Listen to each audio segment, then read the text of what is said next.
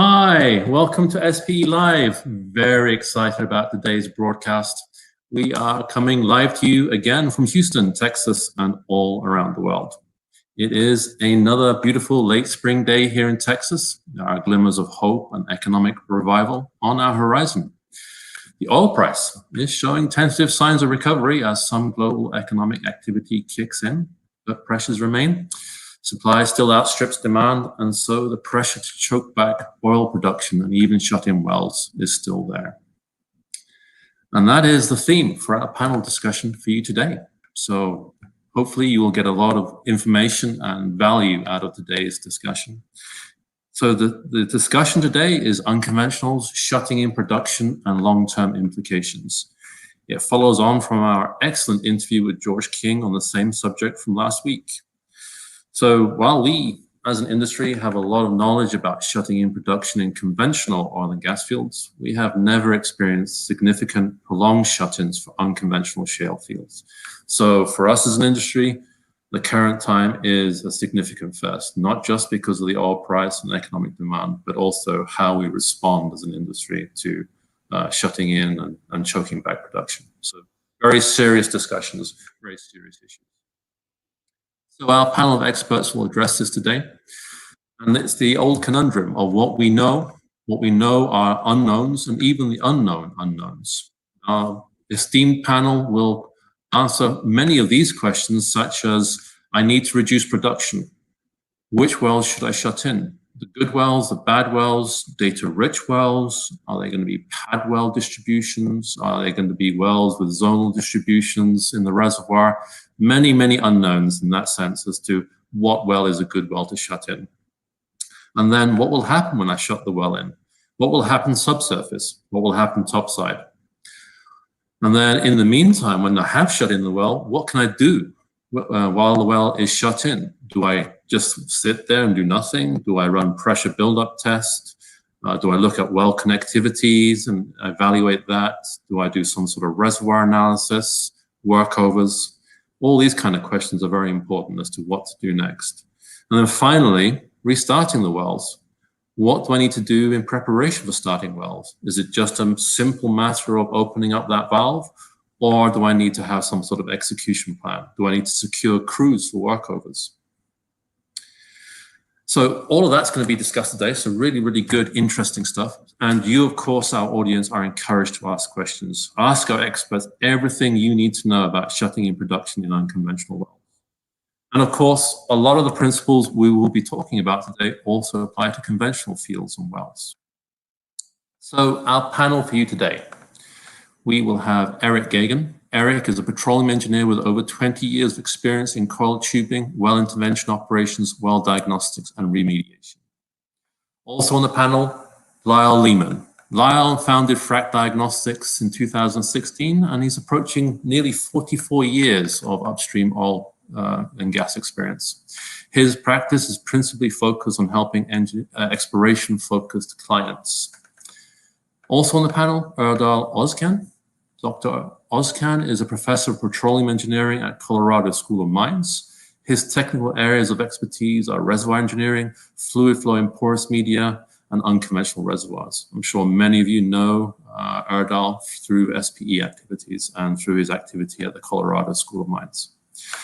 Also on the panel, Buddy Woodroof. Buddy serves as a technical manager for ProTechnics, the completion diagnostics division of Core Laboratories. He is involved with the interpretation and presentation of completion diagnostic logs and chemical analysis data generated to aid operators in evaluating and optimizing their completions. Also today, Nur Wijaya. Nur is currently a PhD student in the Department of Petroleum Engineering at Texas Tech University. His research focuses on reservoir engineering and geomechanics. He specializes in numerical modeling of formation damage in shale oil reservoirs. And finally, Tom BLASINGAME, our moderator.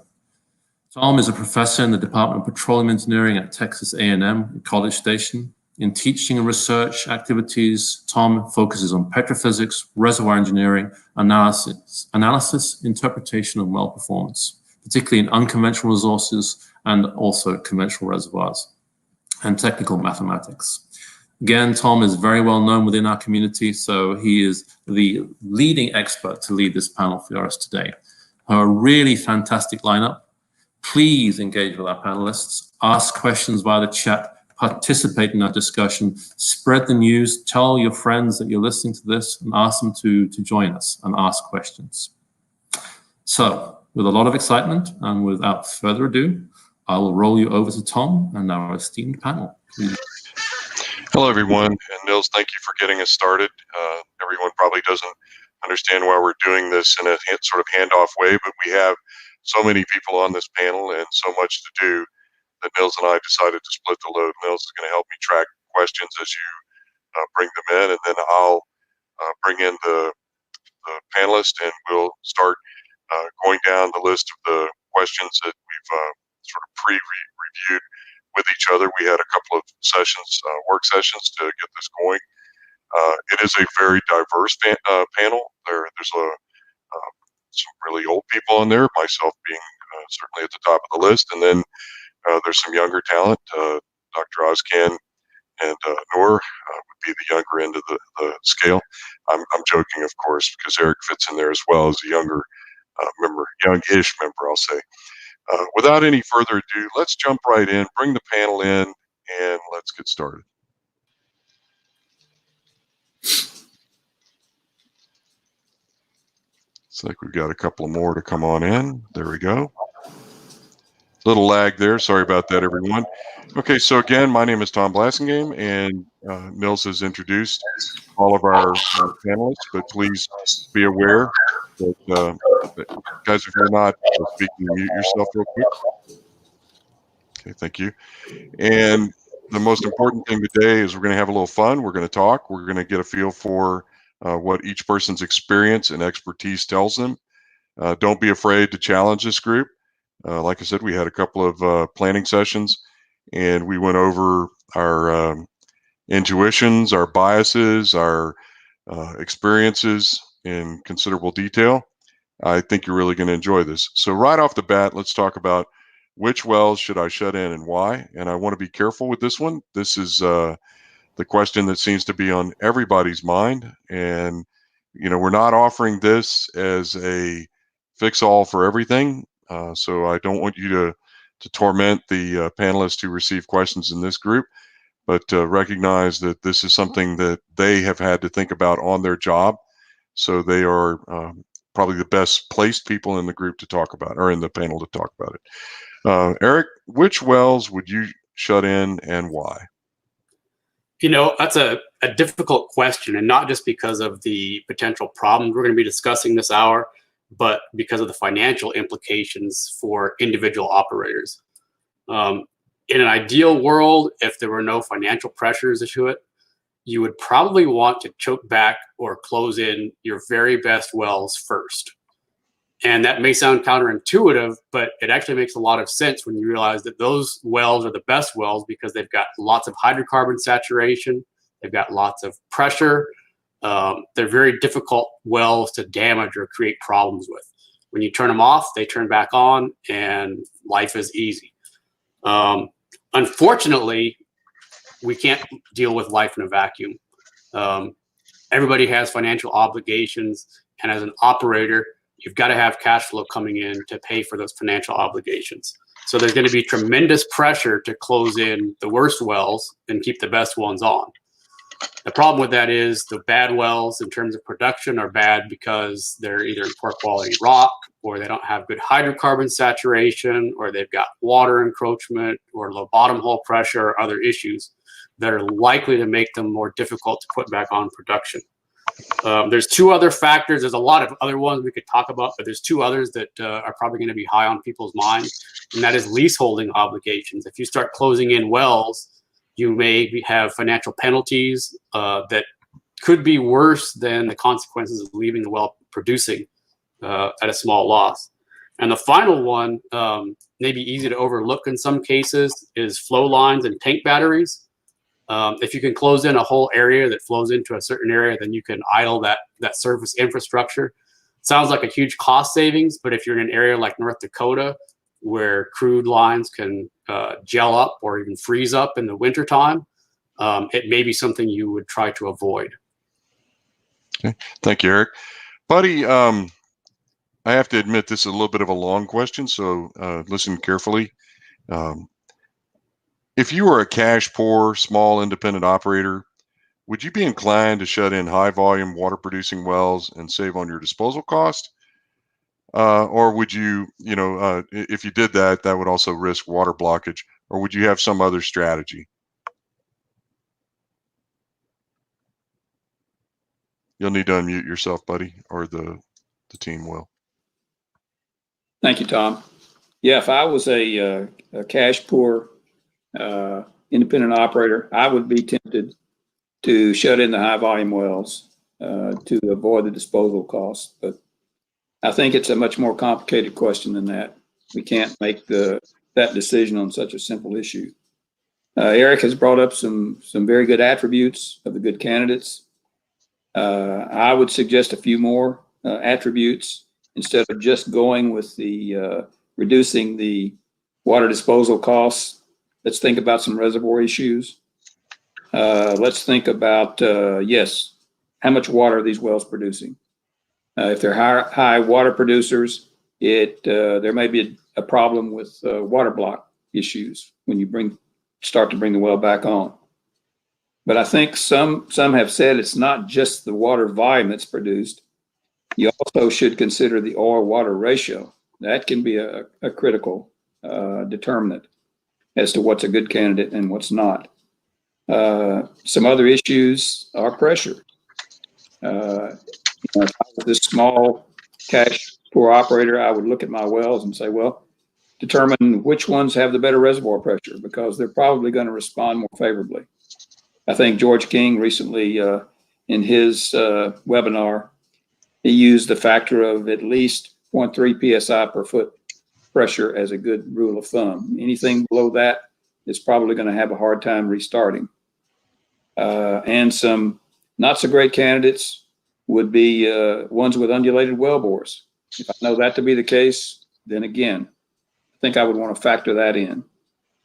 And finally, any wells that have ESP pumps, those are not good candidates because those ESP pumps are pretty touchy. So I would look for rod pump wells as leading candidates. So as this poor independent operator, I would be wise enough to factor all of these issues into that decision. But it's a really good point. I think we're going to come back and talk about your point about ESPs, because I'm sure there are plenty of operators on this SPE Live panel, or sorry, this SPE Live event that are going to be concerned about ESPs, and maybe we ought to talk about that a little bit. Erdal, the next question's yours, and frankly, in all the years I've known you, this is a one-time I'm glad I'm not you. What's your message to those who are concerned about the reservoir effects of long-term shut-ins, i.e., what are the key considerations from a reservoir perspective making shut-in decisions? And also recognize that whatever you say is going to be challenged, so I'm going to look for audience comments. Okay, thank you for this question. If you had asked me this question in an ordinary day in the oil field, my answer would be, don't be concerned. Shut-ins are good for reservoirs. Pressure will build up and it's going to come back even stronger. But when we look at the problem today, especially in the context of very complex unconventional completions, we start dealing with a lot of nuts and bolts of the problem. So to say the last thing first, I would say from physics and engineering viewpoint, overall, I think the net effect would be balancing each other. On the other hand, there are a lot of details which may cause some casualties in the process. So the most important thing to realize is that we want to shut in probably the poor wells, but these are the ones most probably they won't come back. And this problem is going to be accentuated by the existence of any water issues, cross flow, multiple completions, so on and so forth. So at the end of the day, the decision is going to be based on individual wells and their completions. There is a lot of interest recently in the industry, and I'm sure some operators these days are following the same path to look at some data, production figures, and make the decisions based on that. Unfortunately, in this case, each well is going to have its own destiny. So we need to do a little bit better modeling. And at that point, the good news is we don't need to create completely new models. We have the models, we have the simulators, we have the standard physics. All we need to do is to put in all the details about well completions, reservoir properties, prior production data and everything, and then see where it goes. So there is a lot of engineering work to be done here.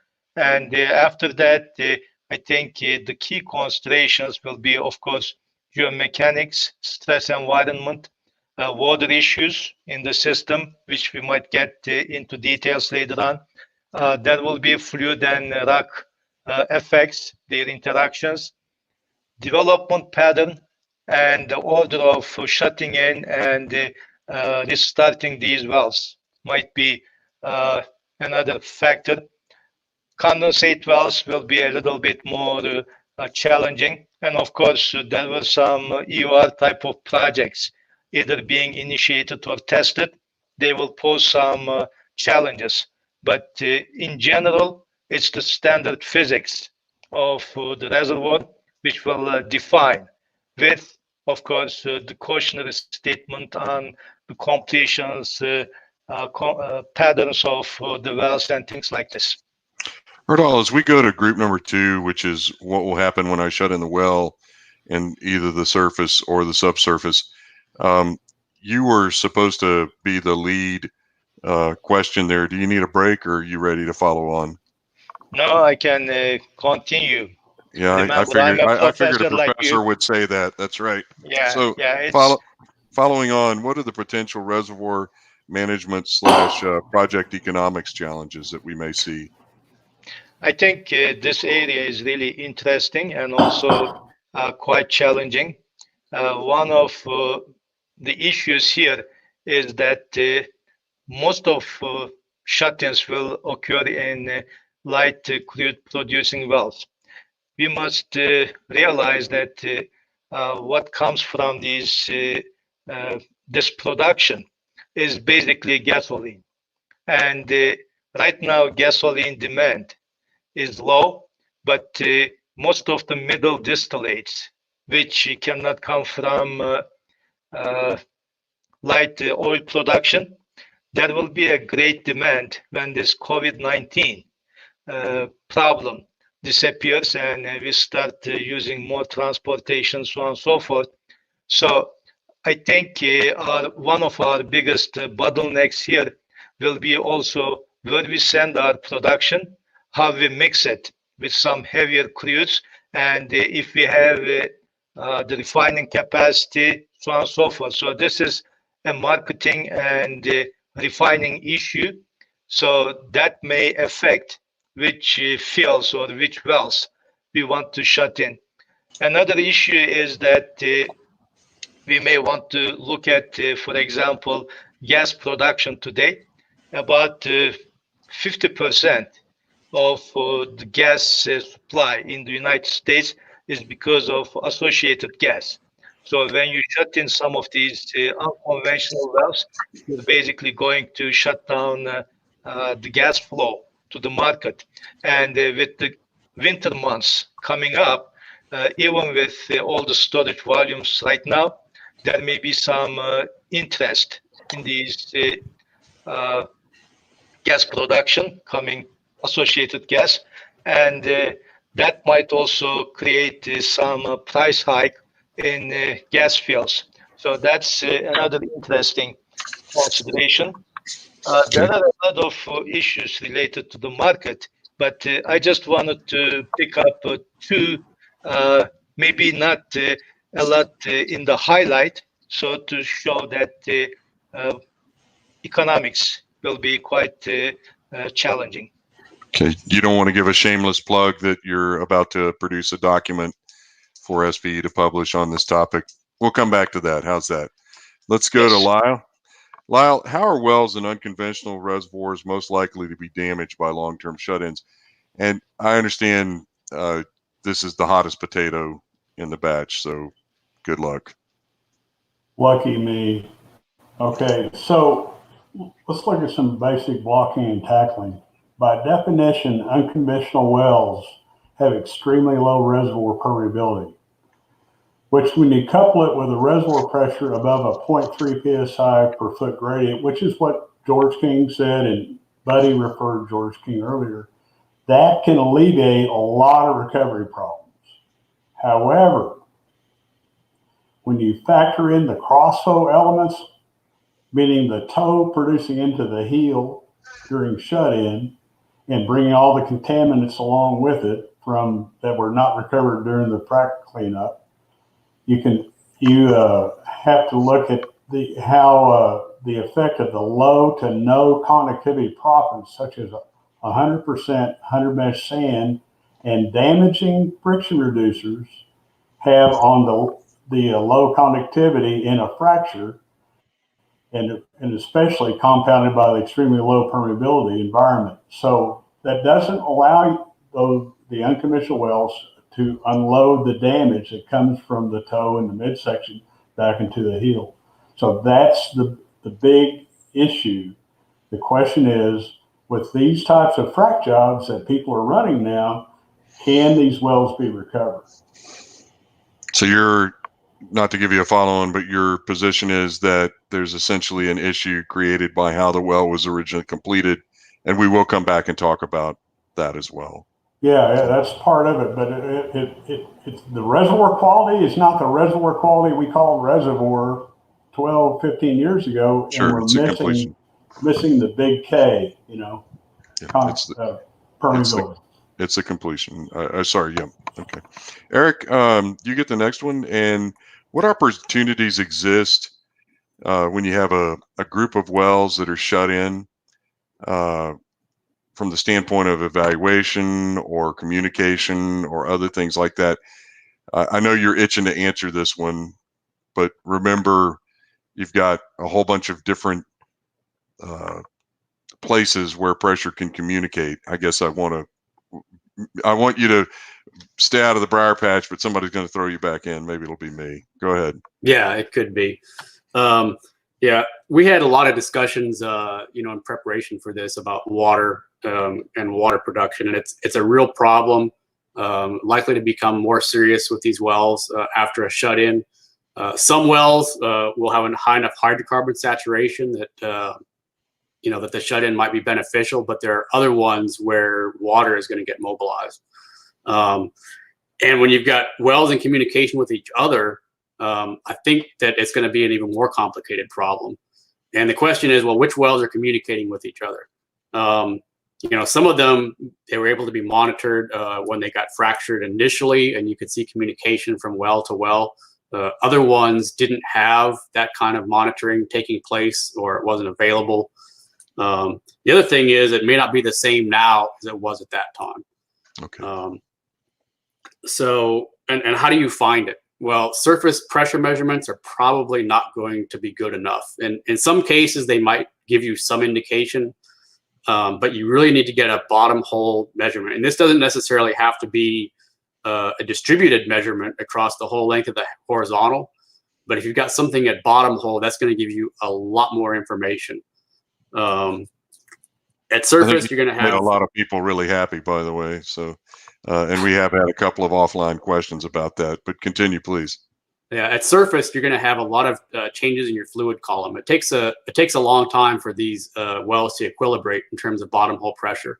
If you pull a buildup test on them, they pretty quickly get to a point where you can interpolate what a bottom hole pressure might be, but it doesn't actually get there. But the whole time it's building up, you're getting a change in the fluids that are in the well, both in the horizontal and in the vertical sections. So unless you've got bottom hole pressure data, you really can't tell which ones are in communication with each other.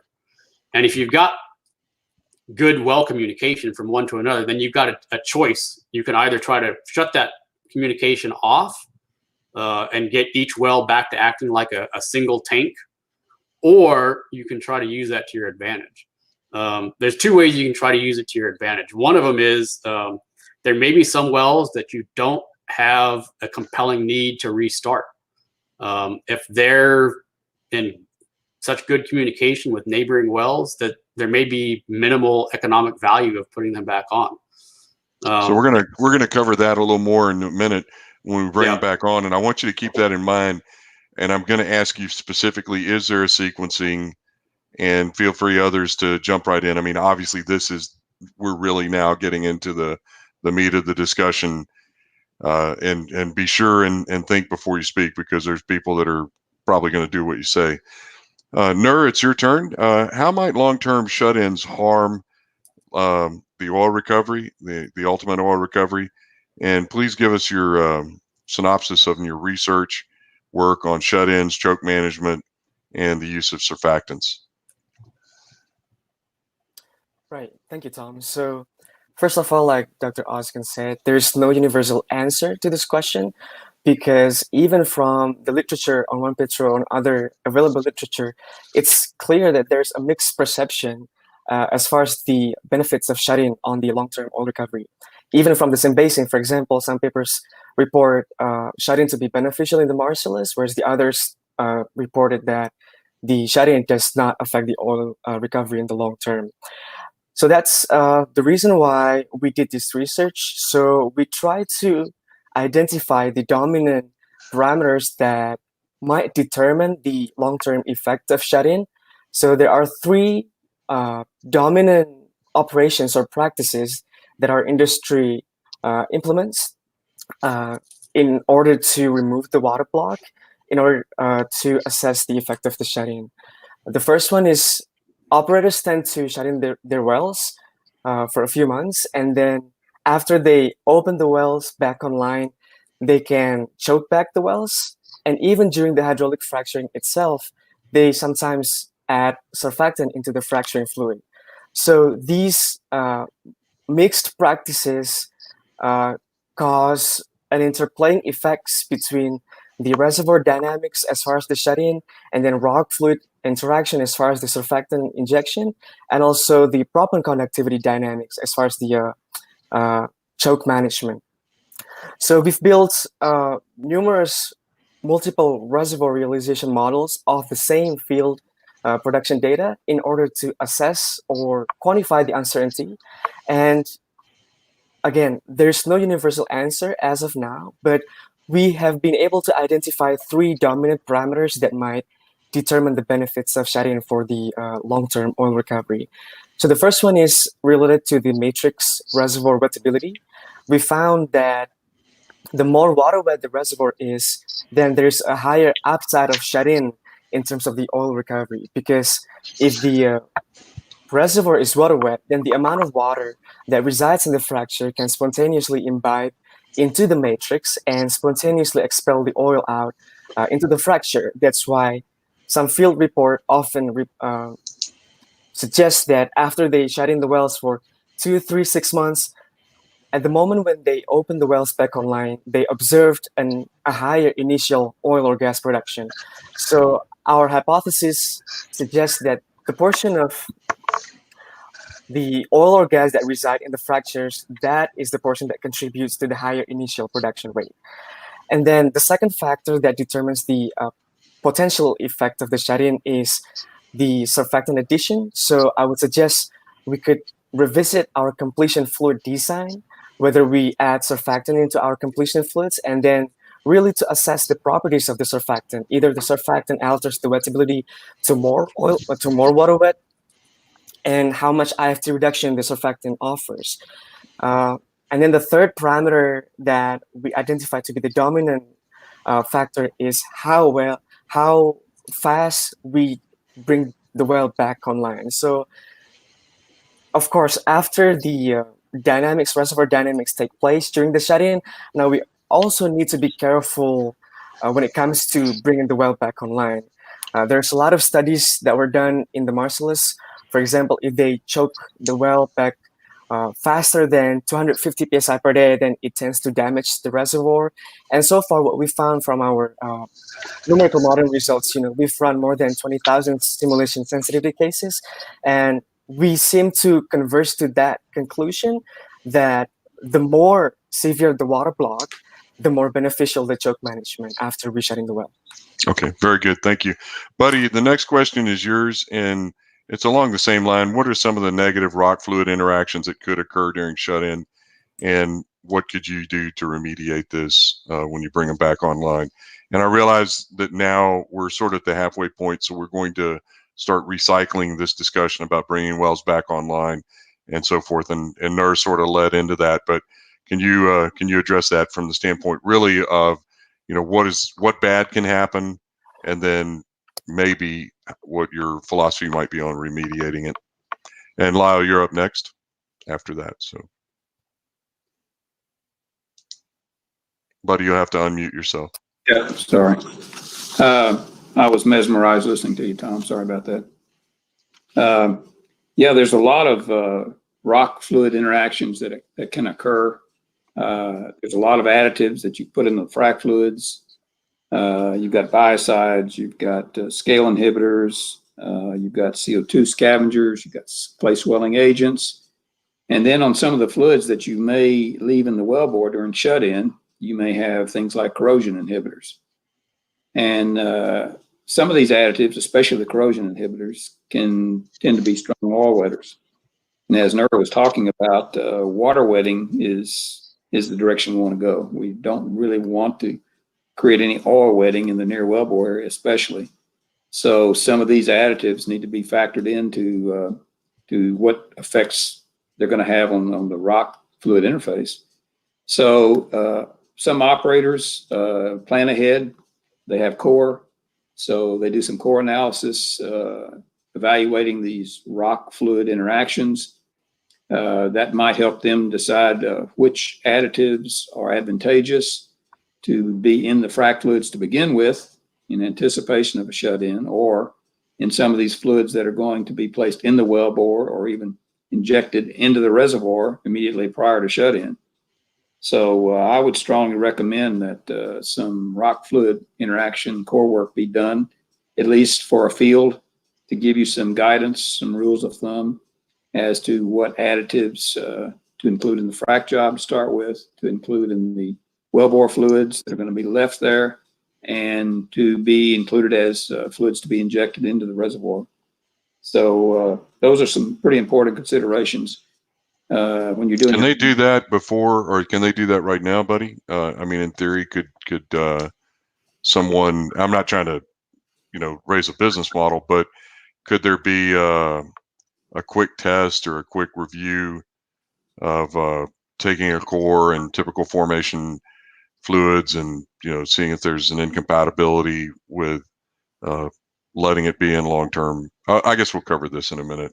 Yeah, I guess sure, it's only fair that we go to Lyle and let him talk about proppant crushing. So Lyle, are you ready?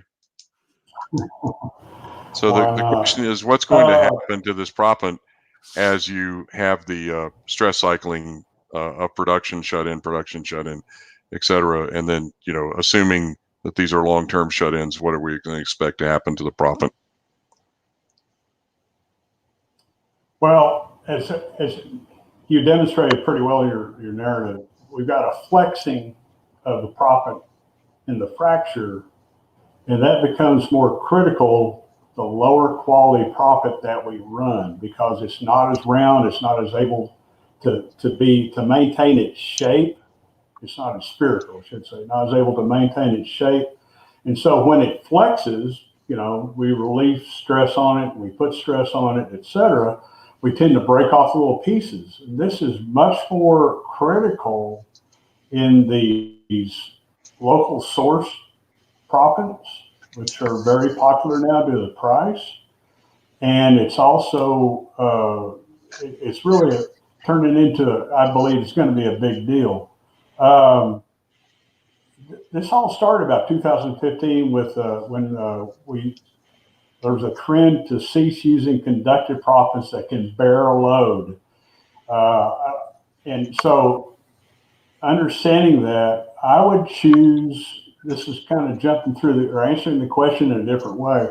I would choose an older well, perhaps with a reservoir pressure reduced low to depletion, over a newer well with low quality proppants for shut-in, merely for the reason that I can clean up a moderately conductive fracture more inexpensively, meaning low cost, and effectively than a case where the proppant has potentially crushed on the initial production flowback, or actually become part of the reservoir due to crushing or damage from crossflow.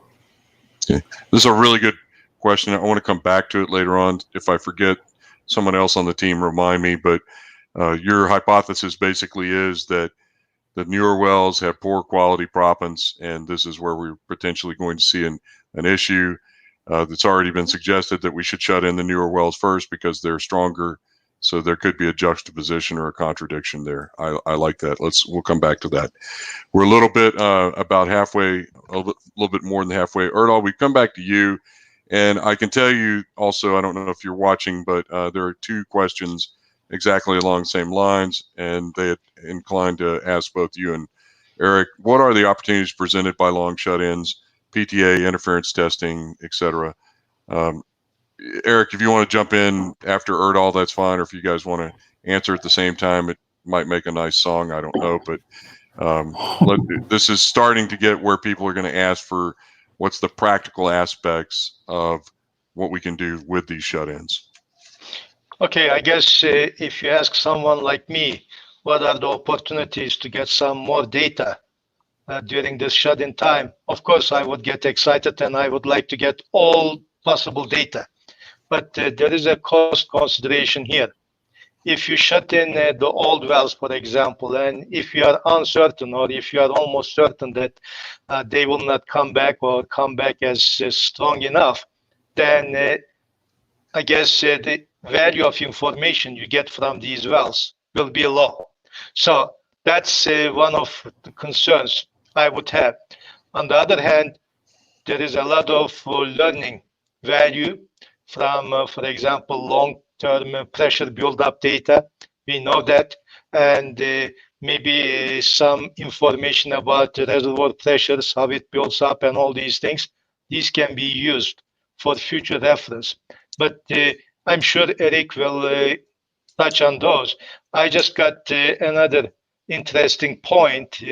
When we were working on this document, Tom, you mentioned about with the SP Reservoir Advisory Committee, we put together a document which should be live, accessible next week to everyone. And in that one, we came up with this interesting question. What happens to our injection wells after we start producing all these shut-in wells? Because it's almost certain that these wells will start with probably a little bit higher oil rates, but almost certain that they will have much, much higher water cuts initially. And some of them will produce water for a longer period. That means we are going to be disposing them into our existing injection wells, which we have very poor data at the moment. We don't know the aquifer properties. And again, this is an area which we may easily miss, but there are a lot of opportunities like this. So I will leave the rest to the other panelists to fill up. It's a good point, Erdal. I think there's probably excess capacity in disposal systems, but it's a really good point because the last thing that you would want to have happen is that you bring these wells back online and either in the disposal system or in the gathering system, the oil and gas gathering system, you don't have enough space. And then you're left with shutting wells back in or leaving them shut in longer, which I guess we really hadn't thought about. And there's probably people going, hey, dummy, if you had the capacity when you shut in, you probably still have the capacity when you open up, but we don't know that. So Eric, I'll come back to you. So, I mean, in theory, if you've identified, by the way, yeah, thank you. Yeah, in theory, if you've identified some water influx issues, the best time to resolve them is before the wells have a chance to cross flow, either between the toe and the heel or between wells. The best time to fix it is before they've had a chance to cross flow all the way down to the point where they've reached equilibrium, which may or may not even happen. So in theory, one of the things you could do during this shut-in time is try to resolve some of those issues. In reality, it's probably not going to happen because there's a considerable expense associated with it, and some sort of flowback is often required as part of the remediation. But the other thing you can do is start looking at your problem wells. The ones that, maybe they didn't get drilled out all the way to the toe. Maybe they had a fish in them. When times were good and everyone was moving from one well to the next on the drilling phase, a lot of times these wells were left to sort of, get along as best they could for the time being. Right now, you can get workover rigs inexpensively. You can get all sorts of services that you might want to get done. Consultants as well, inexpensively. Yeah, all of us would like to get back to work. Yeah, you could put us all to work. Well, it's not just putting us to work; it's getting it in condition to flow when the opportunities arise. No, I really like that. That's a great point. If you try to fix it later on, when everyone's putting new wells on, or putting older wells on, or ready to drill new wells, it's going to be tough. And kind of related to Erdal's note about water disposal, some of these, all these wells are going to pressure up to some degree. And some of them are going to produce a lot of water initially. And while the flowback facilities and tank batteries for these wells may be properly sized for their expected flowing rates for oil and gas, they may not be properly sized for really large batches of load water. So you may see a situation where you've actually got to get like a flowback crew back out there to start getting the load water out of these wells. Probably won't be as much as an initial frac job, but it could be a considerable amount. That's a great point. Thank you, Eric. Nur, we come back to you, and I'll try to say this as in as plain a language as I can. Okay, we're going to assume spontaneous emission, which means that water is going to invade and oil is going to come out. What are the potential benefits of well shut-ins in this scenario? And are there any potential detriments? So again, we're assuming spontaneous inhibition, water wet systems, and we're going to actually see some sort of I don't want to say a spurt increase, but some sort of a systematic increase in oil production due to imbibition. And Lyle, I didn't forget you. We'll come back to you in just a minute. You need to unmute yourself there. Thanks, Tom. So there are two phenomena that are associated with the spontaneous imbibition itself. So the imbibition first phenomena is that the imbibition causes reduction in the oil relative permeability. So as we know, in tight reservoirs, the water phase relative permeability is notorious for its severe depression level, meaning that a slight water saturation increase causes a large reduction in the oil relative permeability. So that's and because of the high depression level of the water relative permeability, it almost seems virtually impossible to recover that portion of water, which is really the water block. And that serves as one of the potential reasons for the damage due to the shut-in, because we let the water to imbibe.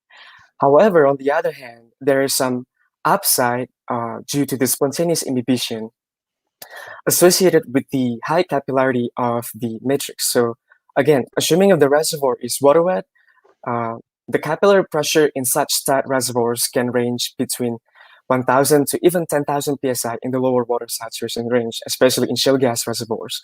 So our studies so far suggest that the answer to whether shut-in is going to be predominantly beneficial or detrimental to the oil recovery really depends on the shape of the capillary pressure and the relative permeability curves. And currently, as far as lab measurements or estimations, characterization of the capillary pressure and relative permeability curves for tight or shale reservoirs are still a challenge.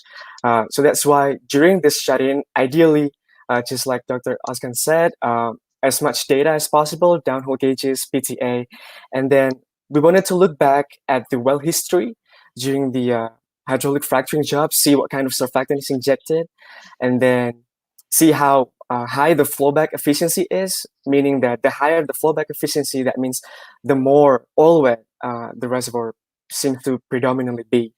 And then if the reservoir does not seem to be water wet, meaning that the spontaneous imbibition does not seem to be available, then if the economic is attractive, I would suggest hitting a small concentration of strongly water wetting surfactant into the shut-in wells, because shut-in is actually a good opportunity for chemical AOR using surfactant, because imbibition process is relatively a slow process, and given that we're not sure how long we're going to shut in these wells, it might be a good idea to just let the surfactant react with the reservoir and assist the spontaneous imbibition for longer, for a higher oil recovery potential. Okay, very good. Tom, Yes, go ahead, buddy. Yeah. I asked Nur a question. Yeah, go ahead. Come in the chat session too. Nur, should we be more concerned about interfacial tension, surface tension, contact angles? What are the key parameters we should be looking for in these fluids?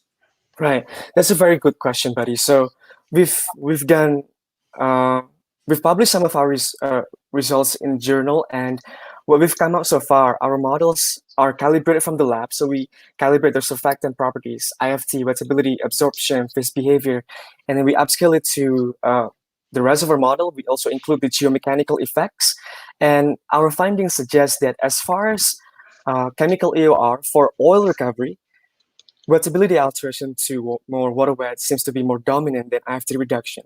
So it seems to be challenging our current understanding of surfactant EOR practices from the conventional world. That result has been validated, or at least supported by recent data from a paper published in Erdal last year. They injected water wetting surfactant at small concentration into the Wolfgang A basin in Delaware, Wolfgang A shale in Delaware basin, and they've observed about 10 to 15% incremental oil recovery within the first 6 months. So I think that's one of the potential upside of the shut-in. Tom, because you asked us to challenge each other, I would like to make a few comments here. And of course, not being the expert here, he can correct if I said anything wrong. First of all, most of our unconventional plays are known to be at least mixed wet, if not oil wet. So this imbibition issue is going to be somehow questionable here. And if it happens, I think instead of surfactants, there are some studies to show that low salinity type of fracturing fluids or anything else may help much better in this case. But anyway, this is one of the problems where the imbibition may not be the dominant mechanism because of the existing wettability in the system. The other one is the pace or the rate of imbibition, which is extremely low in these formations. So I'm not trying to say that what has been proposed is not a good idea, but if you are creating the wrong impression that with imbibition we are going to create much more additional recovery from the matrix, this is not the point here. This imbibition probably will help what kind of blockage might happen on the matrix surface, so that when we start producing again, we will not have issues with water blockage on the matrix surface. But this should not be taken as an additional recovery which contributes to our existing baseline. Am I correct, Nur? Yeah, I can agree, sir. So absolutely, you're more expert than me. So the surfactant itself is a really hot research area right now, and we're still assessing more uncertainty in the model. Very good. I think you guys actually covered all of those questions in that exchange. Lyle, coming back to you, and I'll make this really quick. what lessons can we learn from this shut-in barrage that will improve our future completions, and what can we learn that will help us to improve current completions? Okay, so we've got to think about what is the new normal going to be, and this may not be our last pandemic. So my simple, quick answer is we've got to place some conductive proppants that will stand the load of the reservoir in the frac shop. You don't have to pump 100% of that, but you can at least tail in 20, 25, 30%. Second of all, you've got to, in spite of whatever, well, we need to run some of the high-end surfactants. They're called nano surfactants now, but of course in chemistry, everything's nano. It's a funny trademark, trade name. But because we've got to start thinking, the new normal may advocate, we think of the fracture as a well. It's not a one time you frack it and you produce it for 35 years, but it has to be maintained, worked on periodically, shut in, cleaned up. And so we need to put the platform there so you can easily clean it up. Okay. Lyle, I'm going to let you have the last word on this. And what do you think, and this is an awkward question, I think it's probably going to rattle a few people, but you've sort of alluded to it. What should be avoided or modified significantly in the future in terms of well completions? Yeah. Number one, all 100 mesh. Please put that to bed. Run surfactants. I particularly like the high-end ones, but run surfactants. Also run biocides. I can't believe there are actually people advocating don't run biocides. Buddy's going to faint over that point alone. I don't like the hard drawdowns after completion. I mean, after the frac completion is done, where everybody's ripping the well open and trying to produce it at a big rate, and maybe they're trying to get a high IP and raise their stock price. I don't know. Local sands need to be looked at. When you read in SPE paper, I don't have it on me right now. It was at the Frac conference by Billy Light. What's his name, buddy? Billy Light. Yeah, he was talking about the damage from friction reducers. Not all friction reducers are damaging, but there are some, and I can't tell you which are and which are not, that actually cause a lot of damage. And the smaller the proppant, the more the damage. And they're actually very damaging in unpropped conditions. And so you've got to engineer these wells a little better. And I know we've got to cut costs to make them work, but that's basically it. No, all 100 mesh. You can run some 100 mesh, I don't care. But please run surfactants. Don't do the hard drawdowns. Very good. Yeah, Thank you. That Go paper ahead. you're talking about was by Barry Lydek with Barry Lydek. Yeah, with STEM Lab, and it was presented in January at the Hydraulic Fracture Conference. Very good paper. Eric, what can be done to mitigate or even eliminate damage caused by crossflow, if you think that can in fact be done? And again, your definition of crossflow is where you actually have fluid coming in one part of the well and going out another. So please give us your thoughts on that. Correct. So coming into it from the well workover and intervention side, we see a lot of wells where long-term production data indicates that there's very little contribution coming from the toe of the well in terms of long-term production. What that means is that your fluid flow is coming from the heel of the well.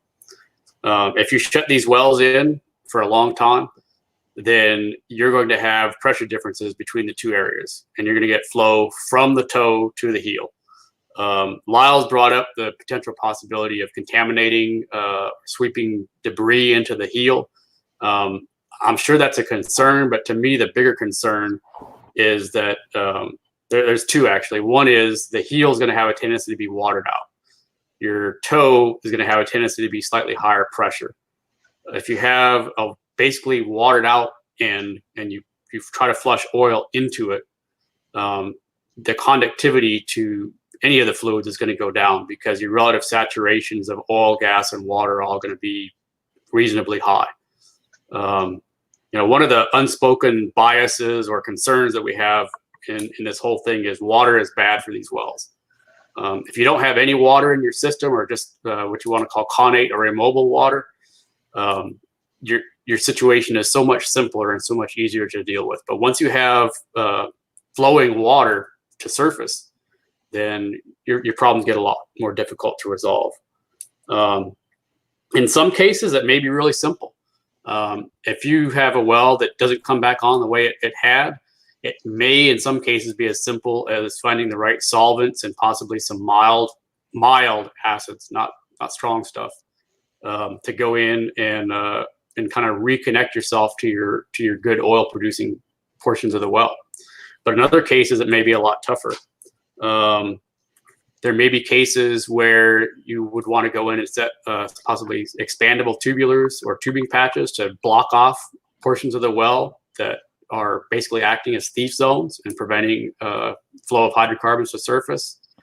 It may, in some really bad cases, be required to do a refrac, which is very expensive. The worst possible case, in my opinion, is the potential that you're leaving a lot of reserves behind in the toe of these wells and you can't get to them.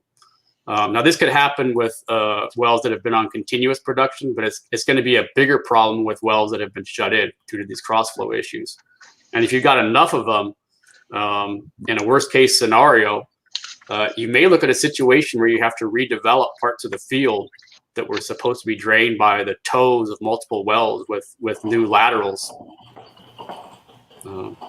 Basically an infill, but instead of infilling between wells, you'd be inflowing perpendicular to your existing wells to try to hit where the toes had been. Okay, very good. Eric, thank you very much. We're kind of coming to the end here. I'm going to throw Buddy a question, and I'm talking about the end of the questions that we've been given. I've got a long list of questions that you've submitted. Thank you, the audience. Buddy, what are some of the return to production remedial treatments that could improve or prove effective in restoring production? And I realize people have already suggested some things. Try not to, be too brand specific or anything, I guess, but just what could work here, I guess, is my question. Okay, Tom. Yeah. Again, referring back to some of George King's previous comments, acid treatments might be in order. You could have had some accumulated scale. Sometimes when the zones commingle, you can form scale deposits due to different ions in the different waters. So acidizing might be a remedial treatment. Some have used nitrogen jetting to bring the wells back on. Injecting surfactants, like Nora's been talking about, just immediately prior to bringing the wells back on. So I think there's a number of chemical treatments and even some physical treatments that could be performed immediately prior to bringing the wells on. And another good question is, when you bring them on, you choke them down. You bring them on hard, you choke them down. I think that would be another good question for the panel. It's in there. We just got it. And we'll talk about that. That'll be the first general question I throw out. Erdal, you've been a little quiet, so I'm going to throw you Eric's last question and make an operator out of you. Potentially, there may be a rush by multiple operators to restart wells as quickly as possible when the market recovers, and consequent bottlenecks around resources, that's surface resources, I guess. How should operators and service companies be using their time on planning and preparation at the present time? You want to throw that one to everybody? I think that's going to be more appropriate. But as I said, this is an extremely convoluted problem, and the answer will depend on not just the technical or the scientific discussions around the wells and reservoirs, but market conditions, where the demand goes, and how the surface facilities, pipeline, refining capacities and everything will be at that point. So I guess this is a much bigger question than I can answer. Okay, well, let's rotate it through the group real quick. Anyone else want to comment on how you think the restart will look like? Nur, you haven't spoken in a while. You want to tell us that, and then we'll move around the group. I realize it may not be in your comfort zone, but tell us how you think this is going to look.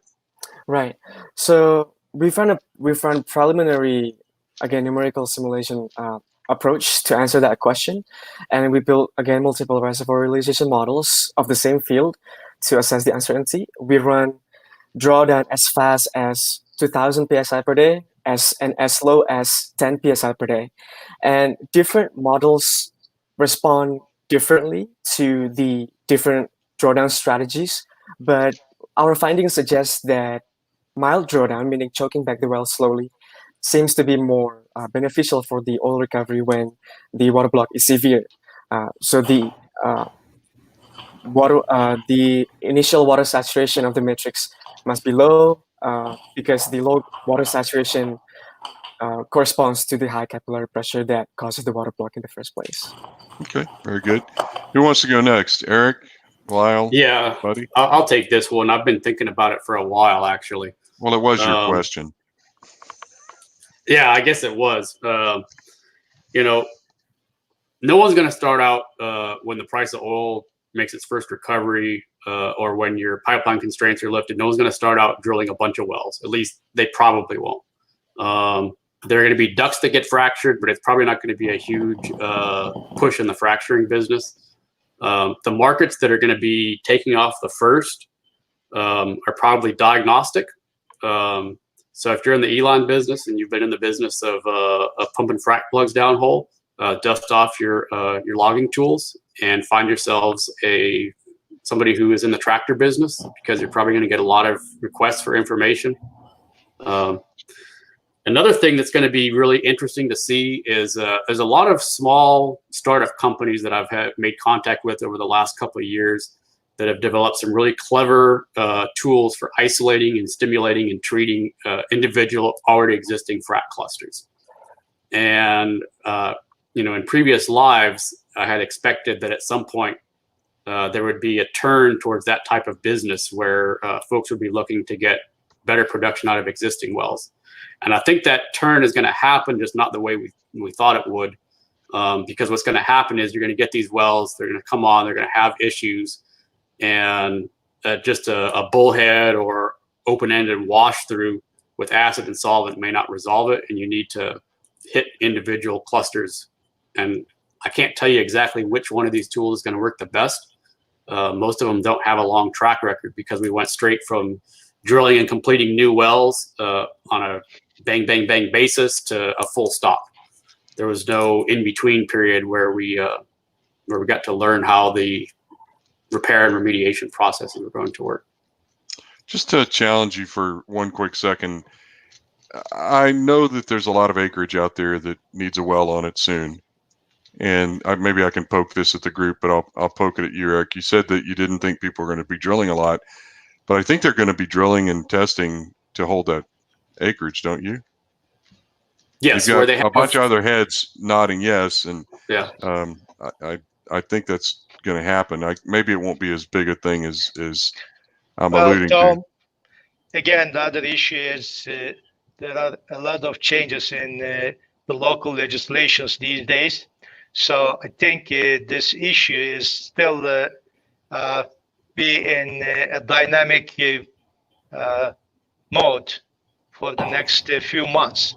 So we don't know if we are going to be under the same restrictions 6 months from now. Yeah, but these are legal requirements and contracts. I'll step back away from that and let Lyle and Buddy have a crack at it if that's okay with everybody. If I could take one moment on the Sure. on the drilling obligations. One thing that we saw in the Haynesville a lot when that field was in its early development phases in the crash in 08 and 09. And what we saw was a lot of operators drilled vertical wells and fracked them. The frack jobs weren't real big. The wells aren't great producers, but they do produce. They hold the leasehold, and they do provide information about the formation. There was a comment about whether or not we should be converting poor producers or even considering observation wells. I guess that could go along the same lines as what you're thinking, Eric. Those kinds of wells could be converted to that. And there are a lot of observation wells, or relatively speaking, there are observation wells that are being completed. Go ahead. Sorry, Lyle and Buddy, I interrupted. Lyle, looks like you're online, so go ahead. Yeah, but I mean, which question you want to answer? The rush to restart question. Well, I talk to a lot of money people because they drive everything. And yes, that's a secret to consulting. Not the only secret. So you still have an advantage. There's going to be thresholds, and pull numbers out of there. $40 is going to turn people on. $45 is going to start ducts being completed. 50 to 55 is going to start new drilling. The problem is we are not going to go in a linear fashion to those levels. As we turn on more production, the price will fall because it's supply, laws of supply and demand. And so we'll do a roller coaster on the way up kind of recovery. There are current projections that it'll be a continuous increase because demand will increase consistently as the world recovers. But I agree with your observation that any kind of destablement or cyclic occurrence of the current crisis would cause this, and we would be right back to where we started before. But right now, the models that most people are putting out are suggesting there'll be a continuous improvement. We'll be somewhere back to where we were in about a year, perhaps a bit less, perhaps a bit more. Buddy, you want the last word on that one? That's the rush to restart question. Well, I'm like Noor. I think a light choke back, I think, would be in order. I think some chemical injections would be in order, just to make sure that you've got your wettability covered. Make sure that that you've done your homework. You know something about the rock fluid interactions. You can anticipate some issues. And I'm like you. I think there are going to be some more wells drilled. So let's learn from let's apply what we're learning here, and let's incorporate some additives that will help us down the road if we have to go through another shut-in period, because these wells are going to be producing for quite some time. So let's pre-prepare. I'm going to assume that Neil's going to cut us off. So I'll go to the audience questions now. They're predominantly about testing and other things that can be done during the shut-ins. There is a question that probably everybody will want to answer, and that is, what should bringing the well back online look like in terms of drawdown management? Who wants to take that one first? The suggestion was X% of initial pressure, or I guess recovered pressure drawdown. Noor, you alluded to it a minute ago. You'd run a bunch of simulations from a very small drawdown to a very large drawdown. Does anybody else in the group want to comment on their experience? And let's make sure we don't just focus on the Permian, which was the most active play at shut-in. Does anyone have any comments about drawdown management as we bring these wells back on? Definitely slow. Fines mobilization is a potential problem. As Lyle's mentioned, you've got a lot of stress cycling that's taking place down there. The potential for some sort of shale sloughing or for proppant to have gotten loosened up is actually pretty good. So there's a potential that if you just rip it open at some point in this thing, you'll mobilize a bunch of junk, and that can be bad. So Eric, would you recommend that people have sand catchers on site, and would you recommend that people use testers to restart wells whenever it's, I don't want to say important, but I guess that's the word that's really coming to mind? I think there's going to be some regions where that's going to be necessary. And obviously we're talking about the ones that are going to be difficult, right? There's going to be some wells that you just flip off, flip on, and that's the end of it. But there are going to be, I think, some regions where either due to high depletion levels or the friability of the rock or some other characteristics, perhaps the way they were initially fractured, that there's going to be material that can be mobilized. And so I would think the first few that you put on in a given area are going to probably be indicators for what other wells in that area are going to be doing.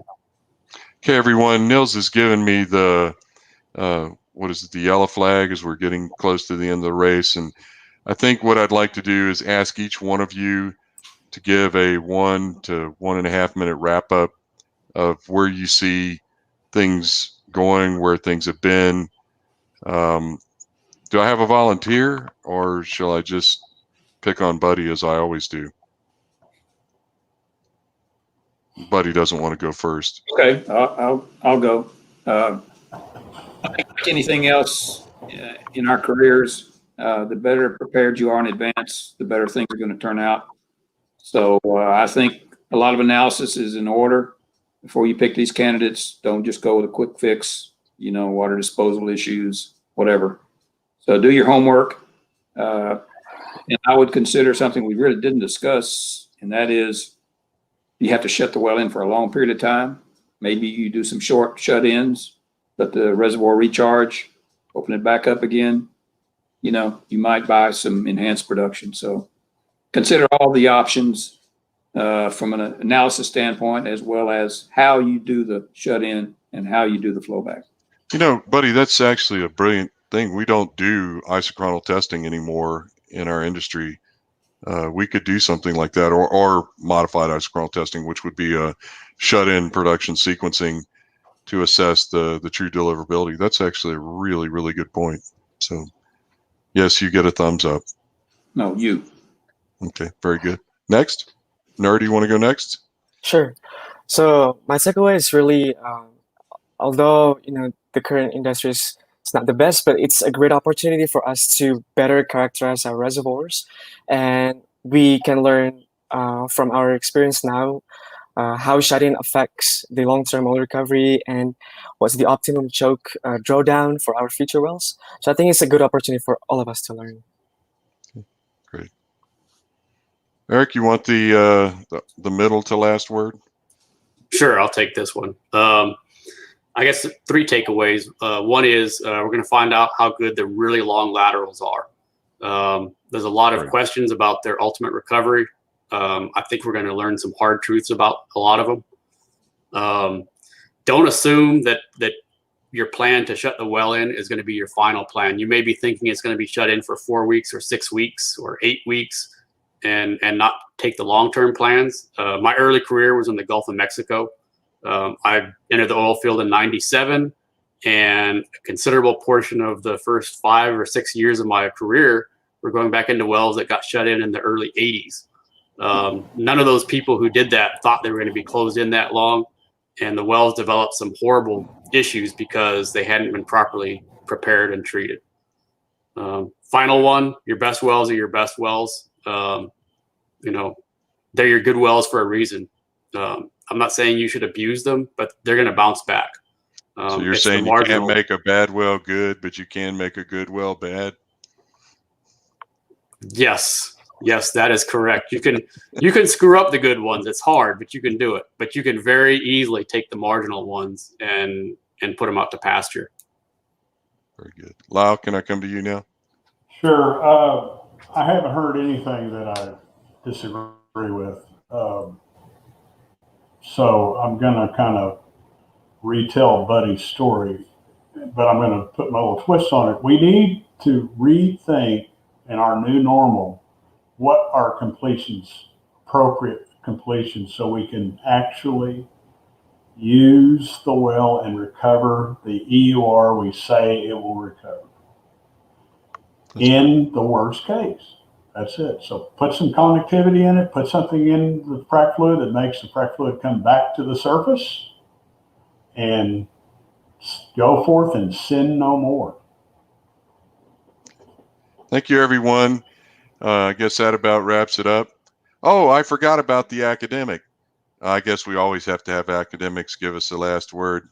How many minutes will you need, Dr. Ozkan?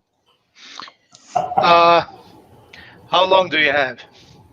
Anyway, the bill's paid. Talk your head off. Okay.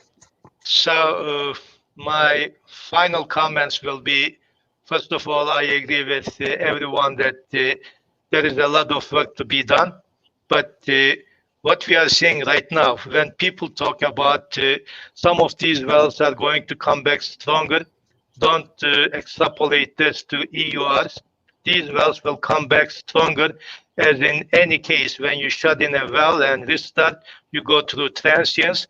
This is just a transient period of high flow rate, and it's going to go back and at best catch the earlier trend. So your EUR is not going to change no matter what, but you may get some initial accelerated recovery. That's the first point. Second, we see that most of the reservoir-related problems are because of water, and there are two sides of it. If the water is coming in basically in the horizontal direction, that means water is going to invade your fractures much earlier than any other fluid. And if you can do something about this, when you open up these wells, this is good. Otherwise, prepare to produce very high volumes of water. And in some cases, this volume may be 100% water. And in that case, you have to go to the limit of pressure drawdowns, where you basically look for at what point you start mobilizing sand particles. But otherwise, you should draw down as fast as you can, so that you can basically raise the water encroachment. And in the vertical direction, this is mostly related to multi-layer completions and multiple completions. In these formations, one of the biggest issues is gravity. So when we put these wells back on, wells completed in shallower layers, they will come back with better performance.